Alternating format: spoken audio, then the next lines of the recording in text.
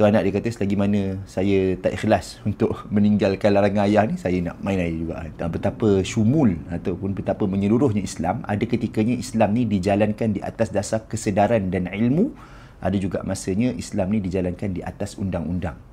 Jadi macam itulah kaedah dia, iaitu ada masanya. Semuanya ada masanya. Ada masanya kita buat tu di atas kesedaran kita, dan ada masanya benda tu telah ditetapkan oleh undang-undang. Kita sedar ke, kita tak sedar ke, kita yakin ke, kita tak yakin ke, kita ikhlas ataupun tidak ikhlas, benda tu kita telah menjadi undang-undang. Siapa yang tak ikut undang-undang tu akan dikenakan hukuman. Jadi itulah antara syumulnya Islam. Kalau kesyumulan yang bahagian macam ni, biasanya orang tak boleh terima sangat, tapi sebenarnya itulah dia fungsi ataupun tugas ataupun peranan bila seseorang tu dia memegang tampuk kekuasaan. Dia tak boleh bagi alasan, paling mudah tak boleh bagi alasan. Kalau ayah yang sebagai ketua keluarga, dia kata kepada anak dia, dia kata kat anak dia, jangan, apa contoh, jangan main air, contoh kan. Ni dalam benda-benda dunia lah.